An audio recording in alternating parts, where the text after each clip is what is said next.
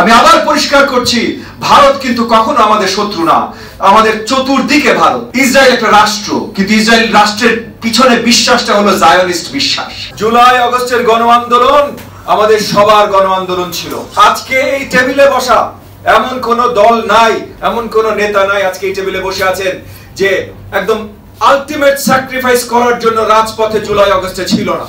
আমরা সবাই ছিলাম এবং আমাদের ছাত্র এবং জনতার সাথে আমরা একসাথে দাঁড়িয়েছি, একসাথে সাফার করেছি। 15 বছর অত্যাচারিত হয়েছি, তো কি হয়েছে?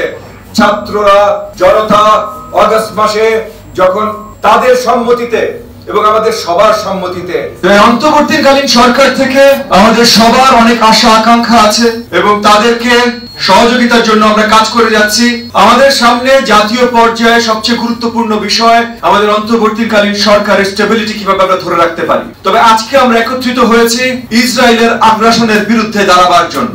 ইসরায়েলের আগ্রাসন, এই যে আমাদের পশ্চিমাদের মুসলমানদের বিরুদ্ধে বা ইসলামের বিরুদ্ধে আগ্রাসন, এটা 1000 বছরের বেশি পুরাতন।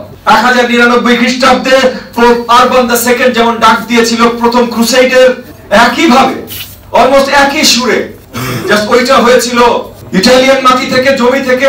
আজ থেকে 40 বছর আগে 1980-র দশকে যুক্তরাষ্ট্রের মাটি থেকে আমাদের আকন্দ ভাই যে কথাটা বলছিলেন, যুক্তরাষ্ট্রের মাটি থেকে একজন চিন্তাবিদ হান্টিংটন সিভিলাইজেশনাল ওয়ারের কথা উচ্চারণ করেছিলেন। উনি বলেছিলেন আগামীর যত সংঘর্ষ হবে, যত সংঘাত হবে, এটা সিভিলাইজেশনাল যুদ্ধ হবে।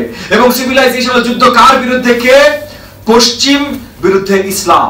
পশ্চিম একটা পুরো এলাকা, তার বিরুদ্ধে একটা ধর্মকে দাঁড়া করিয়ে দিলেন। কেন ভাই?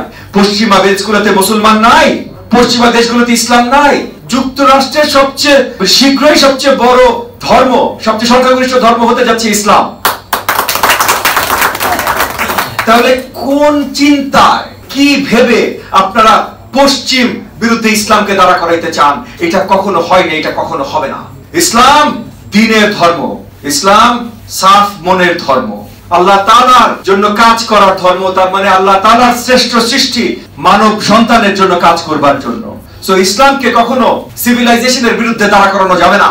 এবং পশ্চিমাদের মনে রাখা উচিত, তারা যেটাকে ডার্ক এজেস বলে, ওই সময় আসলে সিভিলাইজ পৃথিবী ছিল মুসলিম দুনিয়া। আজকে যত বিজ্ঞান, যত অঙ্ক, যত সাহিত্য রচনা পশ্চিমা বিশ্বে হয়, যদি 700 খ্রিস্টাব্দ থেকে 1200 খ্রিস্টাব্দ মুসলিম সিভিলাইজেশন না থাকতো, এগুলা কিচ্ছু থাকতো না। সো আজকে যত বিজ্ঞান আছে, এইটার সৃষ্টির শুরু ইসলামিক সিভিলাইজেশন। এইটা মনে না রাখলে আজকে আমরা কি আছি, কোথায় আছি, এইটারও সম্মান করতে পারবেন না। ইসরায়েল একটা রাষ্ট্র, কিন্তু ইসরায়েল রাষ্ট্রের পিছনে বিশ্বাসটা হলো জায়নিস্ট বিশ্বাস। এই জায়নিস্ট বিশ্বাস ইসলামের বিরুদ্ধে দাঁড়িয়েছে এবং এই জায়নিস্ট বিশ্বাসের সাথে অনেক জায়গায় একগ্রতা প্রকাশ করা শুরু করেছে অনেকগুলো দেশের অনেক রাজনৈতিক চিন্তা।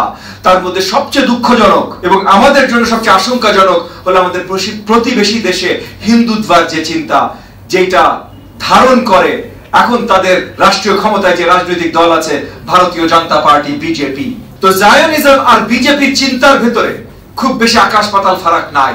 বিশ্ব মুসলমানদের একত্রিত হতে হবে এই জায়নিজমের বিরুদ্ধে দাঁড়াবার জন্য এবং এই হিন্দুত্বের বিরুদ্ধে দাঁড়ানোর জন্য। আমি আবার পরিষ্কার করছি, ভারত কিন্তু কখনো আমাদের শত্রু না, আমাদের চতুর্দিকে ভারত। আমি জানি অনেকে বলে 3 দিকে, কিন্তু সমুদ্রতেও কিন্তু ভারত আমাদেরকে ঘিরে আছে। আমাদের চতুর্দিকে ভারত, আমাদের সবচেয়ে বেশি বাণিজ্য ভারতের সাথে, আমাদের সবচেয়ে বেশি ডিপেন্ডেন্স ভারতের উপরে। ভারতের সাথে আমরা সুসম্পর্ক চাই ভাই। তাই বলে হিন্দুত্ব, এই যে ইসলাম বিদ্বেষী, ইসলাম বিরোধী কোন চিন্তার সাথে আমরা একমত প্রকাশ করতে পারি না। বিজেপির ভারতীয় সরকারের সাথে বন্ধুত্ব হয়তো আমাদের সহজে হবে না।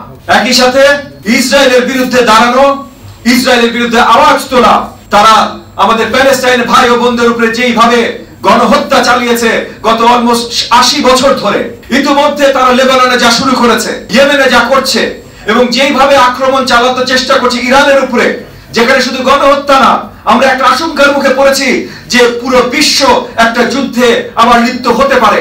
এইখান থেকে আমরা দাবি জানাই ইসরায়েলকে সরিয়ে নিয়ে আসার জন্য বিশ্বের বাকি সব শক্তিশালী দেশগুলো যেন কাজ করে। কারণ আজকে ইসরায়েল কিন্তু নিজ শক্তিতে এগুলো করছে না। ইসরায়েলের পিছে আসল শক্তি যুক্তরাষ্ট্রের শক্তি। বিশ্বের সবচেয়ে বড় মিলিটারি মাইট যুক্তরাষ্ট্র, তারা ইসরায়েলকে শক্তিশালী রেখেছে বলে আজকে ইসরায়েলের শক্তি আছে। কিন্তু যুক্তরাষ্ট্র যুক্তরাষ্ট্র ভুলে গেলে চলবে না ভাই, যে এইভাবে যদি আপনারা ইসরায়েলকে সাপোর্ট করতে থাকেন তাহলে এইটা মধ্যপ্রাচ্যে তো পিস আসতে দিবেই না, পুরো বিশ্বকে সংঘাতের দিকে এগিয়ে নিয়ে যাবে।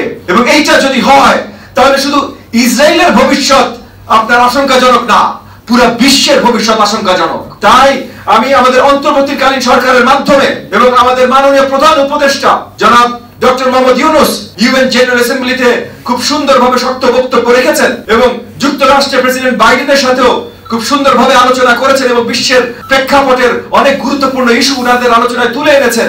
আমি আশাবাদী উনিও তাদেরকে সঠিকভাবে পুশ করবেন যেন যুক্তরাষ্ট্রের ফরেন পলিসি, স্পেশালি মধ্যপ্রাচ্য ভিত্তিক ফরেন পলিসি যেন সুন্দরভাবে পিসের দিকে, শান্তির দিকে আগানো শুরু করে। এবং একই সাথে আমাদের ইন্টারিম সরকার এবং প্রধান উপদেষ্টার দিকে যেমন আহ্বান জানাচ্ছি যে বিশ্বব্যাপী যেন শান্তি বজায় থাকে সেই দিকে পদক্ষেপ নেন, একইভাবে পদক্ষেপ নেওয়া দরকার আমাদের দেশে যেন শান্তি বজায় থাকে।